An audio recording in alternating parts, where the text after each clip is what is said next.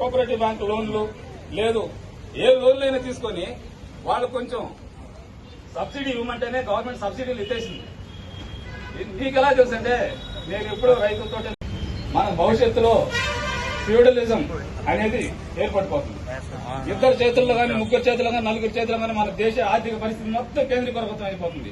ప్రతి ఒక్కరూ వాళ్ళ నలుగురు వాళ్ళు ఇన్ని లక్షల మంది సమాధానం చెప్పగల బాధ్యతలో ఉన్నప్పుడు వాళ్ళకి పిలిపిస్తున్నారంటే ఇవన్నీ దృష్టిలో పెట్టుకునే పిలిపిస్తుంది. లక్షల మంది ఎంప్లాయీస్ మనం సమాధానం చెప్పుకోవాలనే బాధ్యత కూడా వాళ్ళ చేతుల్లో ఒక బ్యాంకు ద్వారా ఎవరో షూరిటీ ద్వారా తీసుకోవాల్సిన పరిస్థితులు ఏర్పడిపోయింది.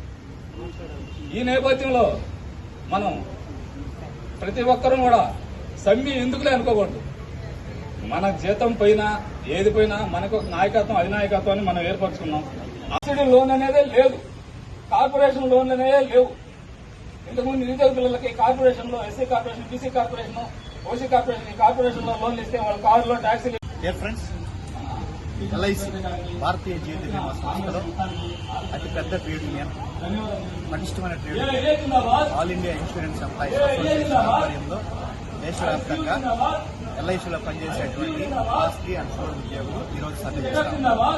ఈరోజు ఉద్యోగులు సమ్మె చేస్తున్నది వాళ్ళ జీతభత్యాల కోసం.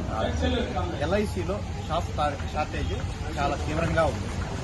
ఒకప్పుడుతో పోల్చుకుంటే క్లాస్ 3 ఎంప్లాయీస్ సంఖ్య 1995తో పోల్చుకుంటే ఈ రోజుకి 49% తగ్గింది.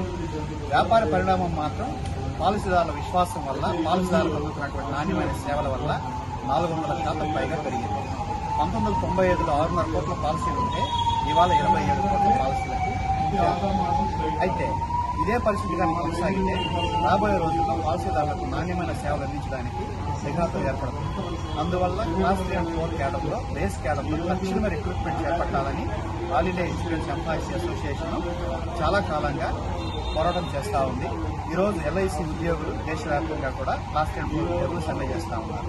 అంతేకాకుండా పాలసీదారులకు జీఎస్టీ, హెల్త్ ఇన్సూరెన్స్ ప్రీమియమ్స్ పై జీఎస్టీ 18% అన్నది చాలా దుర్భారంగా ఉంది. అందువల్ల తక్షణమే జీఎస్టీ ఉపసంహరించుకోవాలని కూడా ఏఏఏ డిమాండ్ చేస్తా ఉంది. సంస్థలో పనిచేస్తున్నటువంటి ఉద్యోగులు 2010 తర్వాత రిక్రూట్ అయిన వాళ్ళకి నూతన పెన్షన్ విధానాన్ని అమలు చేస్తున్నారు. అందరికీ కూడా పాత పెన్షన్ విధానాన్ని పునరుద్ధరించాలని ఏఏఏ డిమాండ్ చేస్తా ఉంది. ఇవాళ కేంద్ర ప్రభుత్వ సంస్థల్లో దాదాపు 15 లక్షల ఉద్యోగాల ఖాళీలు ఉన్నాయి. దేశంలో నిరుద్యోగం ఎక్కువగా ఉంది కాబట్టి తక్షణమే కేంద్ర ప్రభుత్వం ఉద్యోగాల భర్తీ చేపట్టాలని చెప్పి డిమాండ్ చేస్తా ఉన్నారు. అంతేకాకుండా బ్యాంకులను కూడా ప్రైవేటీకరణ చేస్తా ఉన్నారు, మెర్జర్స్ చేస్తా ఉన్నారు. ఇవాళ బ్యాంకుల్లో కూడా 150,000 మంది క్లరికల్ స్టాఫ్ షార్టేజ్ ఉన్నట్టుగా బ్యాంకు సంఘాలు చెప్తా ఉన్నాయి.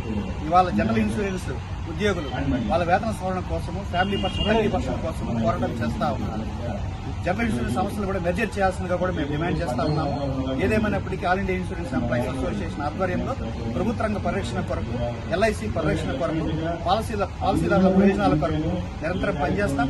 ఎఫ్డీఐలను 100% తీసుకురావడం అనేది కూడా దేశ పొదుపుకి, కార్పొరేట్ షేర్ల ఆధిపత్యానికి దారితీస్తా ఉంది.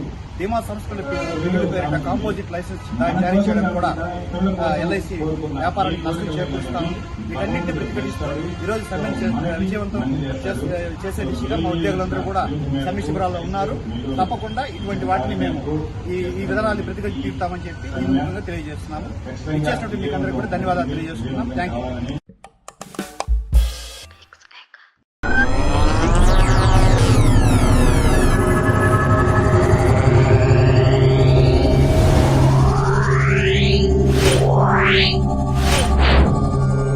Yeah.